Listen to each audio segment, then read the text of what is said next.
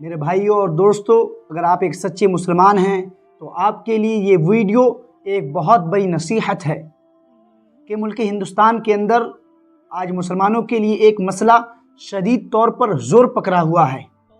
وہ مسئلہ ہے کہ مسلم لڑکیاں آج غیر مسلم لڑکوں سے شادیاں کر رہی ہیں، جن کو آپ بھگوا لو ٹریپ سے بھی جانتے ہیں۔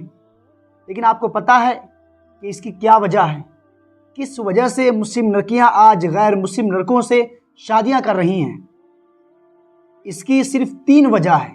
اگر مسلم حکمران اور مسلم لیڈر اور مسلم نوجوان اور والدین اگر اس 3 چیز پر فوکس کر لے تو انشاءاللہ یہ مسئلہ ختم ہو جائے گا اور یہ چیز بھی ختم ہو جائے گی۔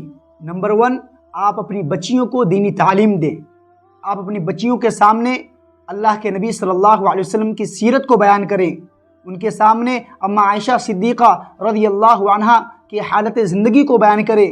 ان کو بتائیں کہ سمیہ رضی اللہ عنہا نے اسلام کے لیے، اسلام کے خاطر کتنی بڑی قربانی دی کہ اسلام کا دشمن ابو جہل آپ کو تیز دھوپ میں کھڑا کر کے، آپ کے شرمگاہ میں نیزہ مار کر کے آپ کو شہید کر دیتا ہے، لیکن اس کے باوجود آپ کے ایمان، آپ کی استقامت میں ذرہ برابر بھی کمی نہیں آتی ہے۔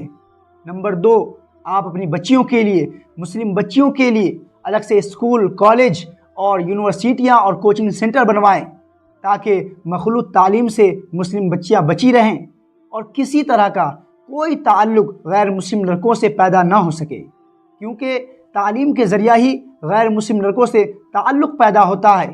اس کے بعد ہماری بچیاں، مسلم بچیاں ان کا شکار ہو جاتی ہیں۔ نمبر 3، والدین کی کڑی سے کڑی نظر کہ ہماری بچیاں اسکول، کالج، یونیورسٹیاں اور کوچنگ سینٹر کب جا رہی ہیں، کب آ رہی ہیں، کیسے جا رہی ہیں، کیسے آ رہی ہیں، کہاں جا رہی ہیں، کہاں سے آ رہی ہیں، اور اگر ضرورت کے تحت اس کے پاس موبائل ہے تو موبائل کتنے دیر یوز کر رہی ہے، اور یوز بھی کر رہی ہے تو کس چیز میں یوز کر رہی ہے، واٹس ایپ پہ کس سے باتیں کر رہی ہیں، کس سے چیٹنگ کر رہی ہیں، اس کے کانٹیکٹ لسٹ میں کس کس کے نمبر ہیں۔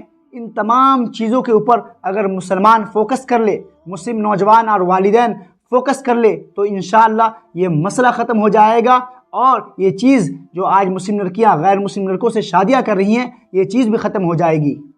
اور میں اللہ سے دعا کرتا ہوں کہ اللہ رب العالمین تمام مسلم لڑکیوں کو ارتداد کا شکار ہونے سے بچائے، بھگوا لو ٹریپ سے بچائے۔